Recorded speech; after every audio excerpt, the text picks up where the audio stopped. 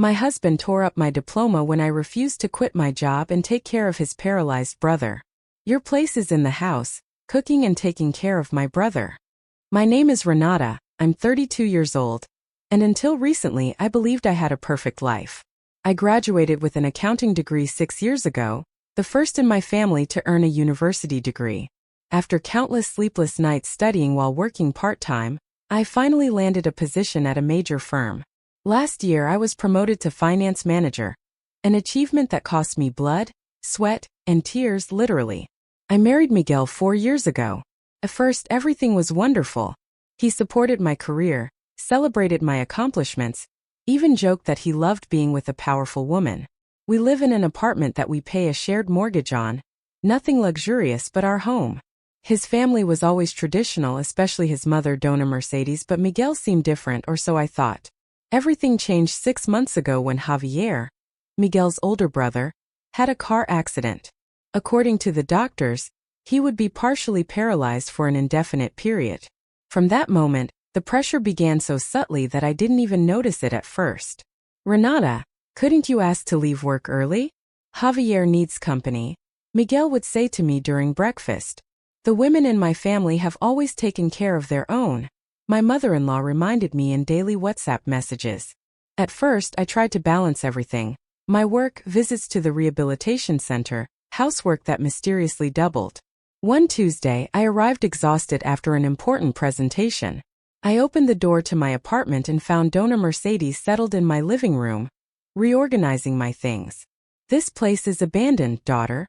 A house needs a woman present, she said as she moved my accounting books to make room for a portrait of Miguel's family. The microaggressions became more frequent. Miguel stopped asking me about my work. When I started talking about a project, he would yawn or look at his phone. Our intimacy also changed. Nights of conversation turned into him watching soccer while I reviewed reports alone. Despite my busy schedule, I tried to be a good sister-in-law.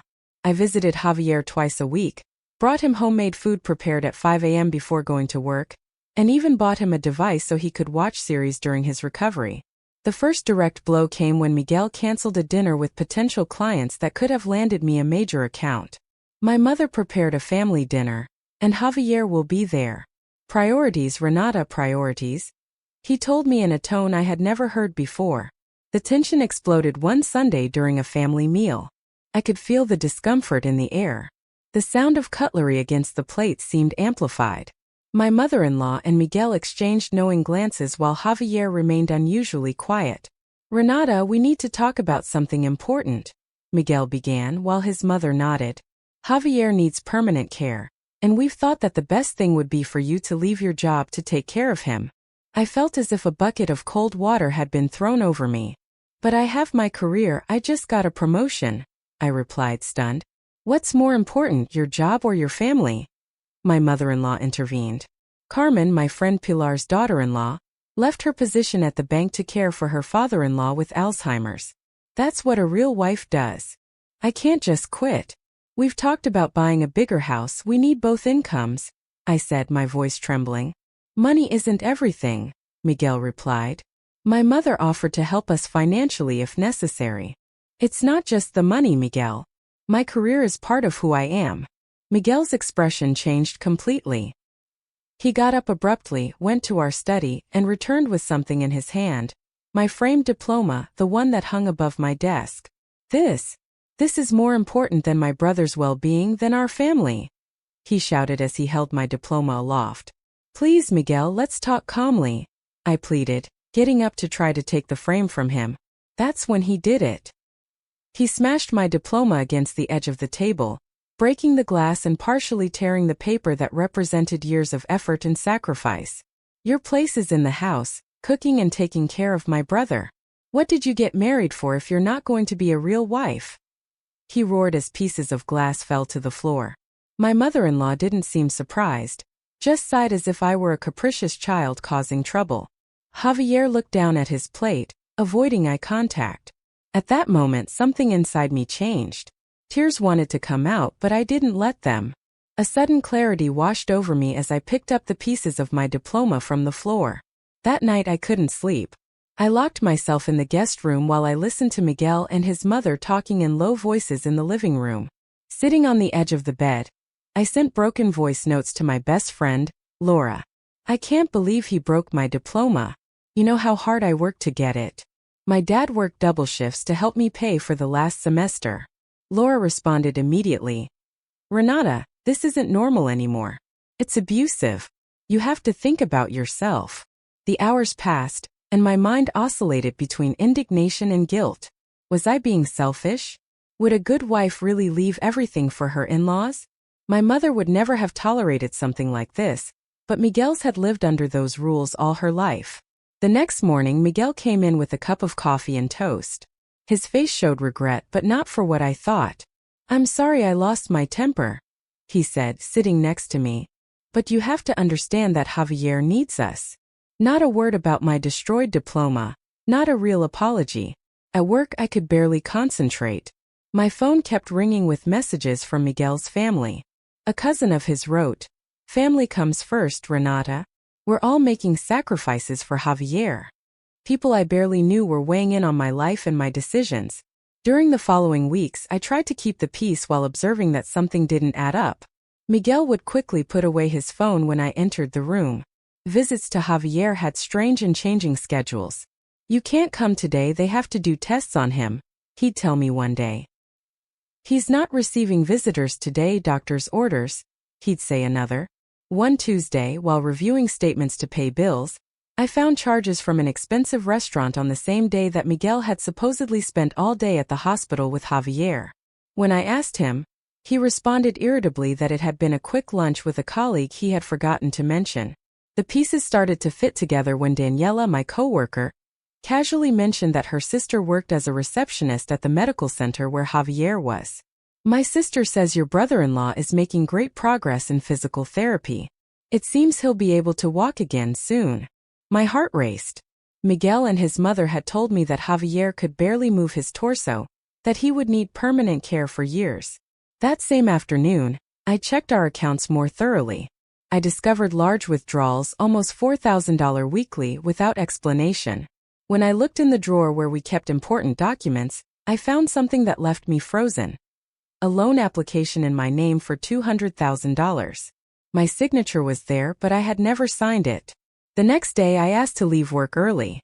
Instead of going home, I went to the medical center. The receptionist refused to give me information, citing confidentiality.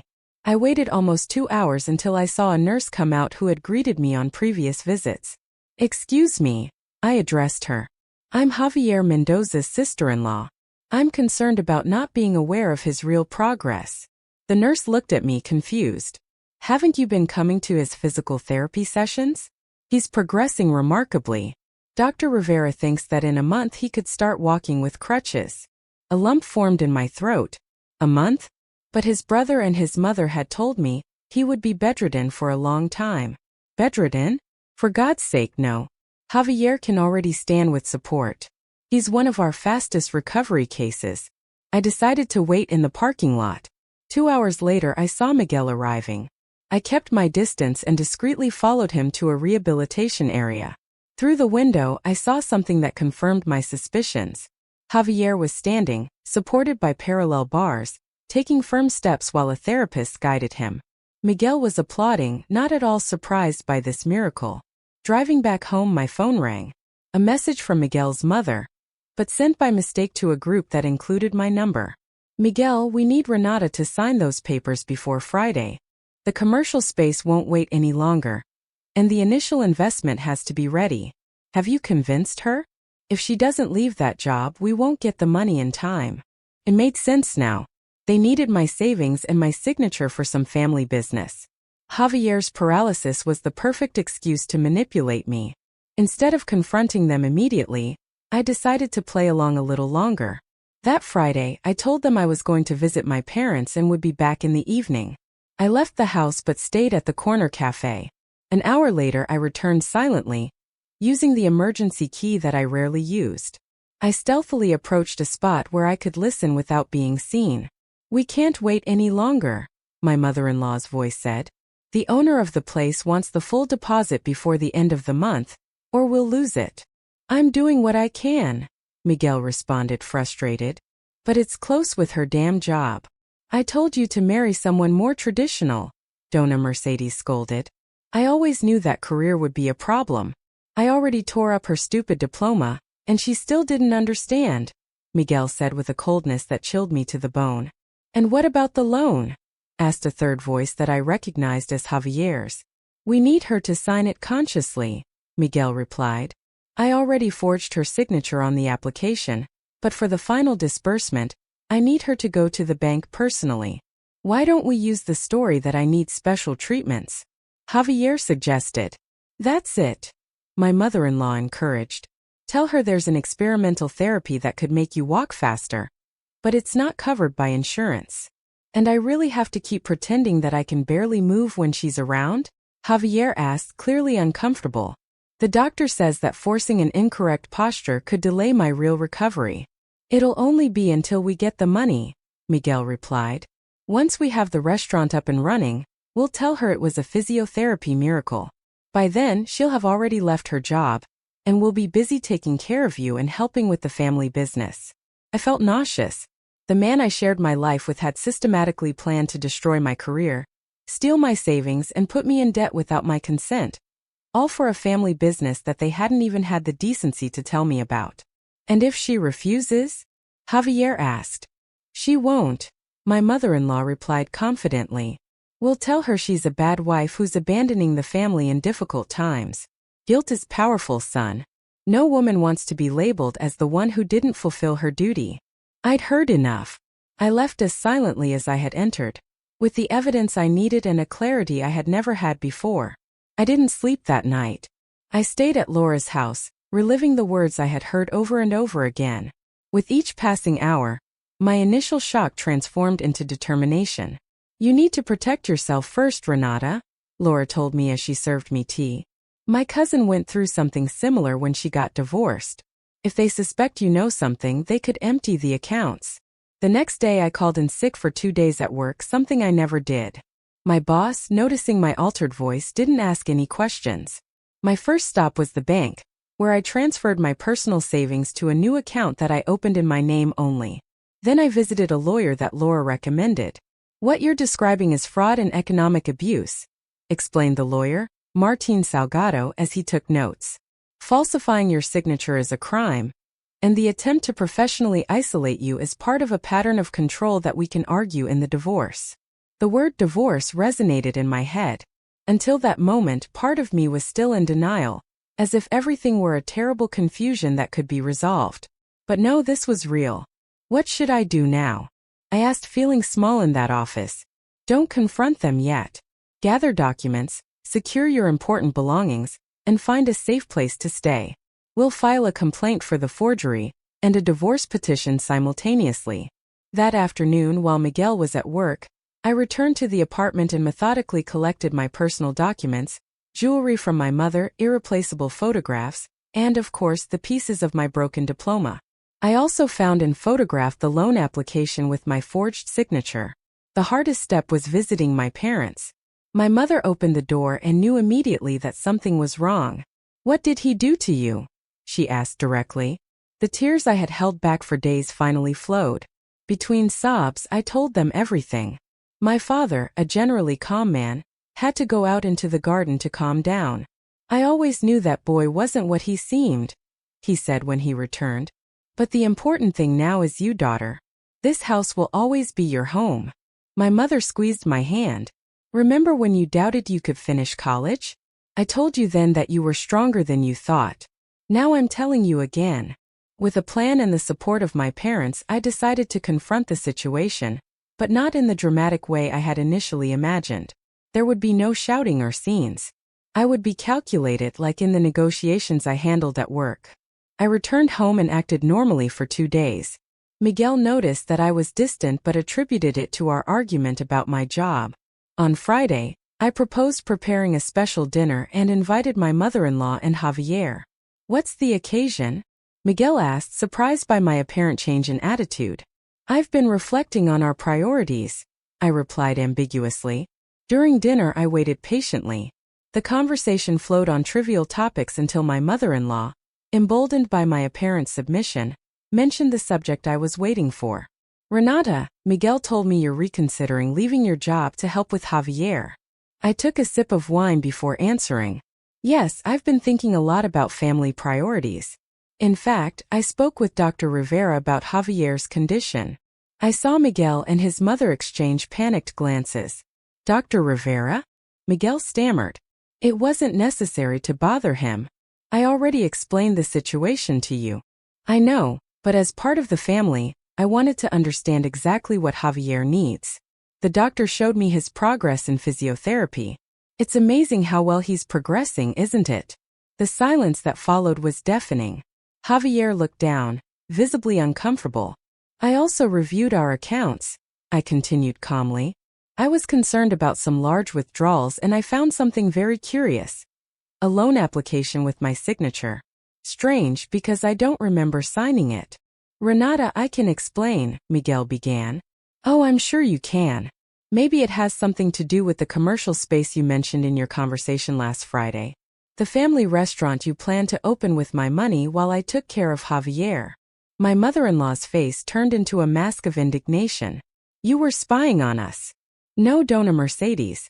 I came home and heard you planning to ruin my life. Miguel tried to take my hand.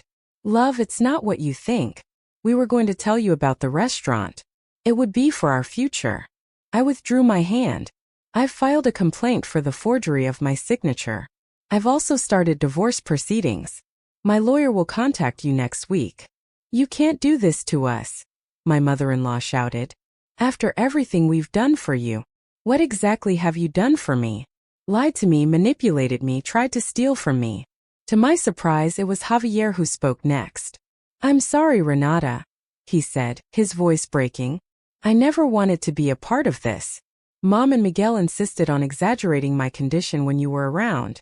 I felt terrible every time I had to pretend. Shut up. Dona Mercedes ordered. No, Mom, this has gone too far. The doctor says I'll be able to walk normally in a few months. I don't need a caregiver. And we certainly have no right to ruin Renata's career. I got up from the table. I've already collected my important things. I'll come for the rest next week with my lawyer present. The following months were difficult. Miguel tried everything from pleas to threats. The divorce mediation was tense. He wanted half of the apartment we had bought together, even though I had contributed 70% of the down payment. Finally, after 6 months of legal battle, we reached an agreement. We sold the apartment, divided the money according to our initial contributions, and each went our separate ways. The forgery complaint was resolved with an out-of-court settlement, but it remained on his record. The process wasn't just legal but also social and emotional. Some mutual friends took Miguel's side, believing his version that I had abandoned him when his family needed me most. Others supported me unconditionally. Financially, the divorce affected me. I had to move in temporarily with my parents while I reorganized my finances, but my career continued to advance. 6 months after the divorce, I was offered a better position at another company. A year later, I ran into Miguel at a cafe. He looked worse for wear. His great family restaurant had failed after barely 3 months. According to a mutual friend, he had taken out several loans that he now couldn't pay. You look good, he said with a mixture of bitterness and nostalgia. I'm fine, I replied sincerely. I made a mistake, Renata. I should never have listened to my mother. I didn't feel the satisfaction I expected, just a deep sadness for what could have been and wasn't. Goodbye, Miguel, I said simply and went on my way. A week ago, I framed my new diploma. It now hangs on the wall of my new apartment, one I bought on my own with my own effort. Next to it, I placed a photo with my parents on my graduation day. I've had some disastrous dates since the divorce. The fear of being deceived again is real. But I've also met someone, Daniel, an architect who finds my work fascinating and has proudly shown me the plans for his projects. We're taking it slow, building trust day by day. As for Javier, I learned from mutual friends that he completed his rehabilitation and now walks with barely a slight limp. He distanced himself from his mother and Miguel, and even sent me a message apologizing again for his role in everything. Looking back, I see signs I ignored. The subtle control, the disparaging comments about my career, the gradual isolation from my friends.